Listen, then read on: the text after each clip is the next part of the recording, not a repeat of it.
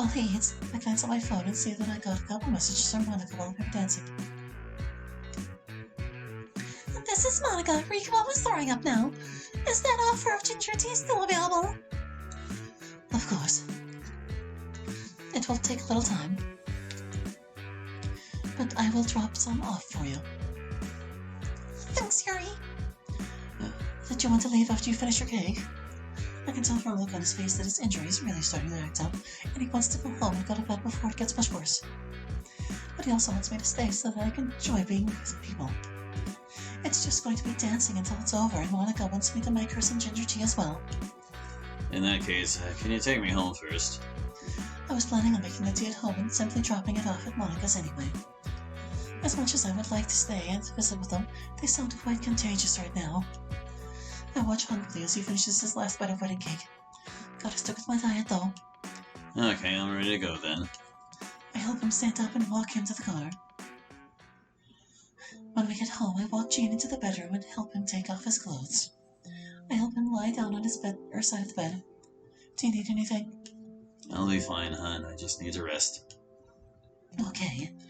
I turn out the light for him and go down to the kitchen. I get the kettle, a thermos, and a tea package ready. I then begin heating the water on the stove. I wonder why Himari wasn't at the wedding. Was she unable to attend, or was she not invited? I know Sayori gets along with her, but they aren't really friends. Sayori could have easily forgotten about inviting her.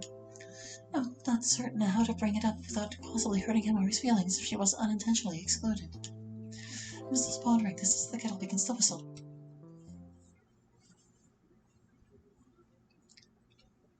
July, year 21.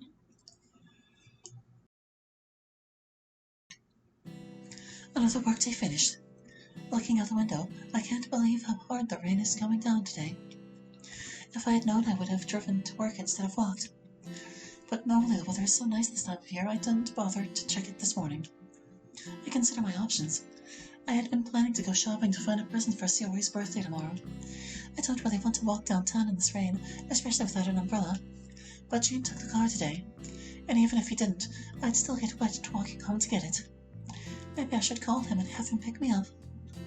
No, he is running errands on the far side of town, and I don't want to wait an hour or two here for him to finish and drive all the way back. I could go shopping tomorrow, but I might run out of time if I have trouble finding something nice. I'm going to get soaked anyway if I go home, so I might as well just go look for a present like I originally planned. Wishing I had a hood, but grateful I at least have my jacket, I cover my head as best I can and head outside. But this was a mistake. I'm trying so hard to futilely stay dry and not paying any attention to the stores I am passing. I'm never going to find a present at this rate and just get more and more soaked. All the water in my glasses doesn't help either. Maybe I should have just gotten her a book from work. No, I promised myself I wouldn't do that again. I always give books as gifts, not just because I can get them at a good price, but because I want to share my love of reading. I want to get Sayori something different for her birthday this year. But I don't have anything specific in mind. I look at a nearby window.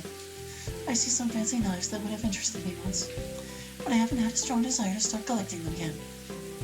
And I'm looking for a gift for Sayori, not something for myself anyway. I continue walking down the sidewalk. A clothing store? No. Perfume? No. I close my eyes as a gust of wind blows rain into me from the side. I need to get out of this weather. Nice loop, Rain. I make my way to the closest doorway I can see and go in. At first glance, I'm a little concerned I might have wandered into a hoarder's apartment. But then I see that everything has a price tag on it, so despite the disorganization, it is definitely a store. Welcome! Can I help you find something? I'm sorry, I just needed to get out of the rain for a bit. That's okay, it's really coming down hard out there, isn't it? Yeah, it is. I futilely try to dry my glasses with my shirt, but it's too badly soaked. The woman that I assume is the shopkeeper of this store hands me a paper towel. Thank you very much. It's nice to be able to see again. I completely understand. She points to a row of glasses. We have some umbrellas for sale if you're interested. I am more than interested in purchasing an umbrella right now. She guides me to a large pot in the corner full of umbrellas of various makes and colors. I start looking through them to find one I like. What kind of store is this? Leah's Attic is our resale shop. We both buy and sell quality used items. So we have a little bit of everything here. I find an umbrella that looks nice and is in good condition. I take it and hand it to the shopkeeper. Would you mind holding on to this for me? I'd like to look around a bit more. Of course. I'll keep it at the register for when you're ready. Let me know if you have any questions about something. I will, thank you. She takes the umbrella and goes back towards the front counter. Trying not to dip or drip too badly on anything, I start taking a look around. Since I'm here, maybe I can find a gift for Sayori. The shopkeeper wasn't kidding when she said this shop has a bit of everything. A beautiful grandfather clock immediately catches my eye. But not only is it too expensive, it's a bit too big for me to carry home and wouldn't easily fit in Sayori's apartment. I see a case full of jewelry. Maybe we should like a new locket or something. The store has a large collection of items inside the case. Lockets, brooches, rings, necklaces, and even a whole section for military medals. I stop. I just stand there in shock for a moment. I begin to tear up. I can't help it. It had suddenly just occurred to me. These items are second-hand, which means they all have a story. A story I will never know, but for some of them must be heart-rendingly sad. I look at the engagement and wedding rings. At one time, someone bought these new, but then sold them to the shopkeeper here. Did someone propose and get rejected? Was there a divorce? I could see Sayori selling the rings she got down from MC at a place like this when she got divorced. Even if the original owner died of old age, whoever inherited them didn't care enough to keep them. I think about my mom's jewelry. After she died, I kept them as mementos. I still have them safe in my jewelry box at home. They don't fit, and I'd feel uncomfortable wearing them even if they did, but I can't imagine selling them off. I look down at the wedding and engagement rings I'm wearing right now. What will happen to them after I am gone? Will they go to some stranger who will sell them off for a couple of bucks at a store like this? Probably. It's not like Jean and I really have anyone to inherit our stuff that is likely to care. Even if by chance some new couple buys our rings, they won't know their story. They will have no clue who Jean and I are, or how much we love each other. Our joy, our happiness, our grief, our pain, our hopes, our dreams, our sorrows, our tragedies. All of it, collecting dust and advertised as 25% off. I look towards the military medals. In a way, these are even worse. No hope someone simply turned down a proposal here. Each one of these was awarded to someone at one point. I remember Paula talking about Lucas's grandfather. I know Lucas has his grandfather's medals and would never even think of selling them. Looking through the case, I see purple hearts, medals of valor, battle stars, medals of commendation, even a prisoner of war medal. Who was the poor soldier that was awarded that, and what happened to them? I can just imagine that nameless soldier getting captured, spending time in a prison camp, finally being released and coming home, being awarded that medal. What happened then? Did he or she become so desperate for money they sold it? Were they tormented by their experience they got rid of anything that reminded them of it? Did they simply die, and no one cared enough to hold on to it? What I wouldn't give right now to know the story behind that medal. But I know that it's impossible. I say a silent prayer, hoping that whatever the reason their medal ended up here, that things are better for that nameless soldier now. Avoiding the rings and medals, I look through the rest of the jewelry case. I briefly consider a small pendant that says "Lifelong Friends" on it, but decided against it. I move away from the jewelry case and look through other parts of the store. They sure do have a lot of teacups here. I soon find a nice teapot with matching sugar bowl and teacups. Maybe this should be my gift. No. While Sayori enjoys tea, it is not her drink of choice, unlike me. When she does drink tea, it's usually just instant unless I make it. I suspect that wouldn't change even if I got her a tea set. Well, that makes me think. She likes coffee, maybe one of those French press things. I don't drink much coffee, and I'm not certain of what French press actually is, but I remember Sayori talking about one once. No, I remember now. She was excited to get one as a wedding gift when she married Lucas. Which means she already has one. Dang, that would have been perfect. A lamp? No. Crystal glasses? No. Commemorative plate? No. There are a lot of paintings on the walls, but none of them are really... Then I see it. This painting reminds me so much of Sayori. Can we dig? There's the painting, you see it. The dichotomy of the storm on one side and the sun on the other, the rainbow in between. But what really draws me to it is the plaque on the frame. It says, "Rain clouds bring rainbows." I'm not very knowledgeable about art. I don't know if this piece is any good or not. Though given the price, it must not be. That doesn't matter. I think Sayori will appreciate it. It is also nice and small. I know it will fit in her apartment. I take the picture down from the wall and carry it to the register. Did you find something else? Yes, I would like this as well. Ah, a local amateur artist painted that. It is a recreation of a painting of the 18th century. Let me ring you up. Thank you. I pay for my purchases and walk out the door. I had forgotten about the rain. The painting will be ruined if it gets wet. I position the umbrella to protect it, which of course means it is protecting me very well. I'm already said that it doesn't really matter, I suppose. There is nothing for it. I walk out the doorway into the rain. I am completely drenched, but at least the painting made it home safe. Is that you, hun? Yeah, I'm home. I carefully set the painting down and start removing my jacket. Whoa, you're stopping wet. Why didn't you call to have me pick you up? You didn't want to wait, though maybe I should have. Or I didn't want to wait is what I said. No kidding. Come on, let's get you out of those wet clothes and into a warm shower before you get sick.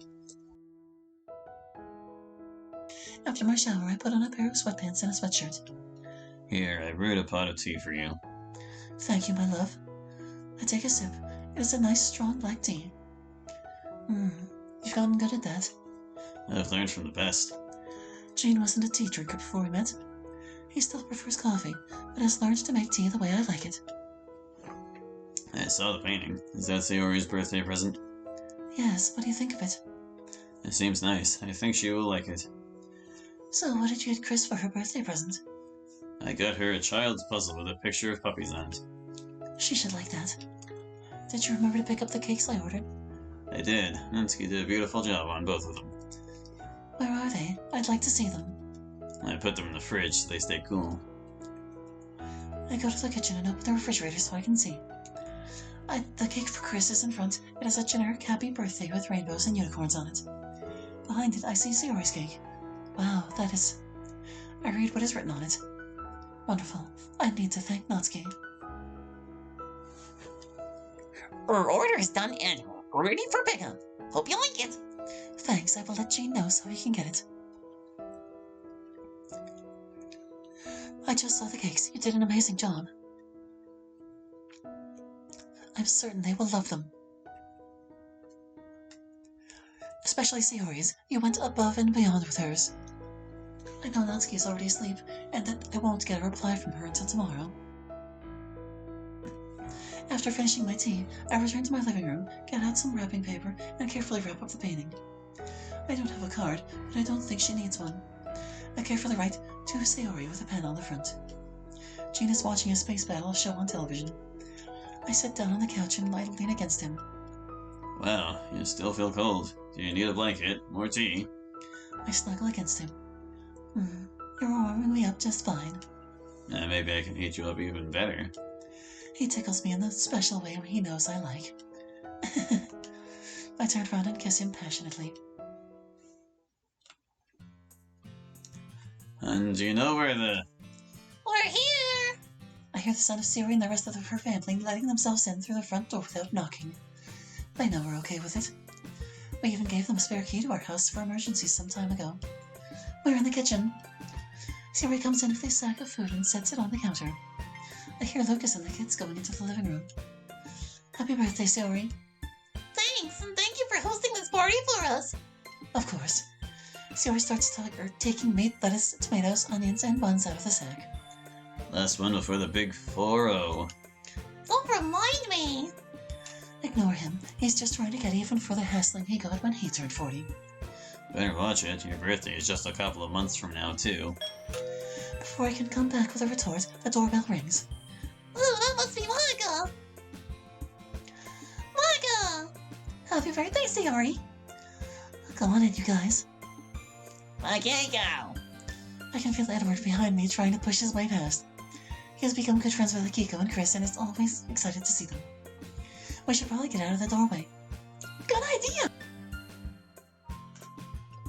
We go into the kitchen to finish preparing the food while we hear the kids go into the living room. Lucas had some birthday activities planned for the kitchen, so I'm not worried about them. Where should I set the drinks? I noticed that Rico was carrying a cooler. You brought a whole cooler. Just sit it on the floor for now. What did you guys bring? Root beer for the kids and Yuri, regular beer for the rest of us. That sounds good. I think I'll have one. Rico opens the cooler and hands Gene a bottle of beer, then gets one for himself. For my sake, we don't keep alcohol in the house, but unlike me, Gene doesn't abstain completely. It's only at social gatherings like this that he does drink, though. Does anyone else want one? I'll take a beer. Nothing for me, thank you. I'll have one of the root beers. He hands Sayori and I our drinks. Thanks for hosting Chris's birthday party, and this is really nice. We had already been planning a party for Sayori. It just made sense to combine them together. Don't forget you are supposed to be cooking the burgers. Oh, right. He turns on the stove. Where is the skillet again? It's still in the dishwasher. I'll get it. I thought we were going to be cooking outside on the grill. Even though it's not raining right now, it's still pretty cloudy and I'm worried about the weather. Best if we just cook inside today. He takes a couple patties and puts them on the hot skillet. The weather report said there's a slight chance of the rain again today, and that the clouds won't break until tomorrow. The city's even thinking of canceling the fireworks show tonight. Aw, we love getting to watch fireworks on my birthday. Last I heard, they hadn't confirmed it would be cancelled, only a possibility. But if the weather turns bad, they might. We are all startled by a shriek and the sound of crying from Chris. I've got it. Rico goes into the living room to check on Luke's and the kids. Do you need a hand cutting those tomatoes to Sayori? Oh, that would be great, actually. Where are the knives again? Oh, they're in this drawer over here. While I get the vegetables ready, I go to the refrigerator and get the condiments and set them out. So, does Meredith have any plans for school yet? I know it's summer vacation now, but she's going to be starting 11th grade this year. Now is the time to start thinking long term. Not really. Her grades are usually pretty good, so I'm not too worried. Although I suppose you should start talking to her about it. Don't forget, the extracurriculars, colleges do look at those. Well, she was active in the school's book club last year. I think she will probably do that again. Faster there. Not the literature club. No, the school doesn't have one. It ended when we all graduated, remember? Actually, they do have a literature club. Meredith mentioned it to me. I'm a little shocked. I remember a student telling me there wasn't one at the school. Of course, that was how many years ago now, so it's quite possible that changed. She ended up joining the book club because she loves to read. She said she looked at the literature club but didn't join because they focus more on writing. I'm glad she's doing something she enjoys, though I would suggest she tries to get into a literature or leadership position in the club. Being in the book club isn't very impressive on a college application, but saying she was president or vice president of the book club is. I do want Meredith to get into a good college after high school, but I don't want to push her so hard she doesn't have time to enjoy life either. And does she enjoy book club? Very much. I had the chance to be president of the debate club last year. If I was only interested in looking good on a college application, I would have stayed with that. But shortly after the school year started, I realized I didn't enjoy it. Sure, I was focused on college, but I wanted some more fun as well. Being president of the literature club allowed me to do both.